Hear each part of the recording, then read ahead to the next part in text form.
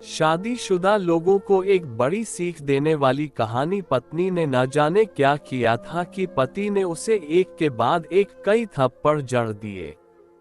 हमेशा हर सिचुएशन को शांति से हैंडल करने वाली पत्नी भी इस बार इतनी अशांत हो उठी कि उसने अपनी चप्पल ही निकालकर पति की ओर दे फेंकी। चप्पल पति के बालों को छूते हुए निकल गई। ये किस्सा यहीं पर खत्म हो सकता था, मगर पति ने इसे अपनी मर्दानगी का विषय बना लिया और बात बद से बदतर होती चली गई। रिश्तेदारों ने भी आग में घी का काम किया। किसी ने कहा जो औरत अपने पति को चप्पल से मार सकती है वो ना ही तो वफादार हो सकती है और ना ही पतिव्रता। ऐसी औरत परिवार ही नहीं पूरे समाज पर कलंक की तरह है। बीवी के पक्ष वाले कहाँ पीछे रहने वाले थे। किसी ने कहा 21वीं सदी में भी जो स्त्री के साथ मारपीट करते हैं उन्हें तो जेल भेज देना चाहिए।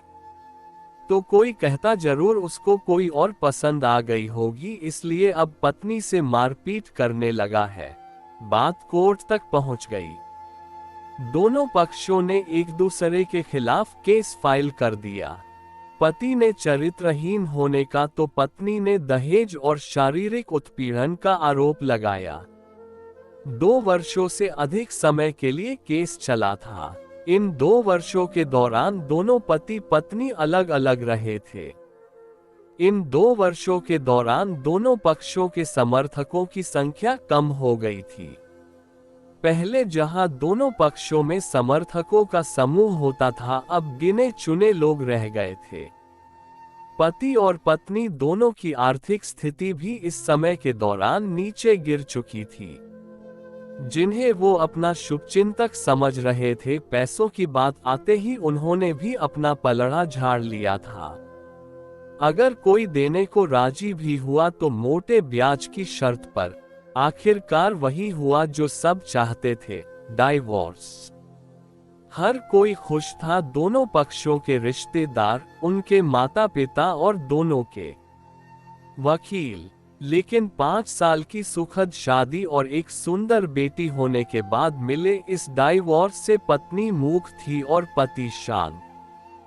शायद ये एक इत्तेफाक ही था कि इस खुशी को मनाने के लिए दोनों पक्ष के लोग एक ही चाय की टपरी पर बैठे, आमने सामने।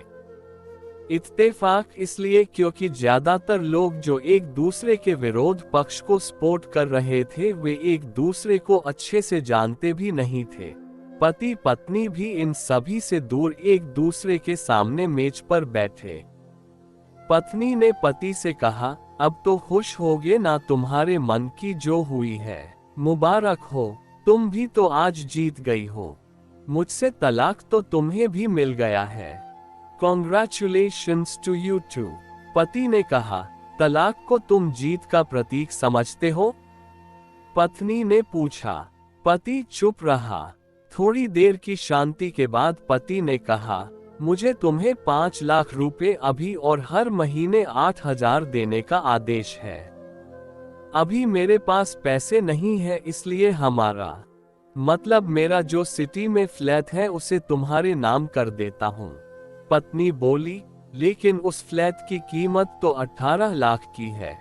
हाँ, लेकिन हमारी बेटी तुम्हारे साथ है और आगे जाके उसके खर्चे भी बढ़ेंगे, तुम्हें थोड़ी आसानी होगी। पति ने कहा, नहीं नहीं, मुझे सिर्फ 5 लाख ही देना और तुम हर महीने 8,000 तो देने ही वाले हो, मैं मैनेज कर लूंगी। अगर 5 लाख नहीं है तब भी कोई बात नहीं, पत्नी बोली। दोनों फिर से शांत हो गए। पति सोचने लगा, कितनी भोली और समझदार है ये औरत जो कुछ समय पहले तक मेरी पत्नी थी और अब अनजान। ये वही है जो कम से कम खर्चे में घर चलाती और पैसे बचाकर मेरे जन्मदिन और बर्थडे पर हमेशा मेरे लिए नए कपड़े खरीद लाती। कभी बीमार भी हो जाती तो पैसे बचाने के लिए मुझे मालूम न होने देती और घरेलू नुस्खों से अपना इलाज कर लेती, मगर घर में कोई और बीमार होता तो तुरंत डॉक्टर के पास लेकर जाती। मेरी ही मति मारी गई थी। मैं ही अपनी झूठी मर्दानगी के चक्कर में इतनी बड़ी गलती कर बैठा। पत्नी के दिमाग में भी उथल पुथल चल रही थी। अभी भी वैसा का वैसा ही है, पहले भी खुद से ज्यादा हमारे बारे में सोचता था और अब भी वही कर रहा है। ये वही आदमी है जो मुझे एक्सीडेंट से बचाने के लिए खुद मोटरसाइकिल के आगे कूद पड़ा था और अपनी उंगली तुड़वा बैठा था। पता नहीं कौन सी मनहूस घड़ी में मैं झगड़ा कर बैठी। पति ने मौन तोड़ते हुए पूछा, अब तुम्हारे कमर का दर्द कैसा है? ज्यादा तकलीफ तो नहीं होती? पत्नी हल्का सा मुस्कुराई और बोली, अभी भी होता है, अब तो पेट में भी क्रैम्स उठते हैं। वो तो होगा ही, तुम योगा या कसरत भी तो नहीं करती हो। अब किसी गायनेकोलॉजिस्ट को जरूर दिखा देना। पति ने कहा, तुम बताओ, तुम्हारा अस्थमा कैसा है अब? क्या अब भी दौरे पड़ते हैं? पत्नी ने पूछा। हाँ पड़ते हैं, पहले से ज्यादा, क्योंकि अक्सर इन्हेलर भूल जाया करता हूँ, याद दिलाने के लिए तुम जो नहीं हो अब, पति बोला। पत्नी के आंखों में आंसू आ गए। वो बोली, तुम्हें मेरे चरित्र पर सवाल नहीं उठाने चाहिए थे, तो ये परिस्थिति आती ही नहीं। हाँ मैं जानता हूँ, तुम बहुत अच्छी हो, मुझसे गलती हो गई, बहुत बड़ी गलती। मैं लोगों के बहकावे में आ गया था। पति बोला, तुमने भी तो मुझ पर दहेज का इल्जाम लगाया था।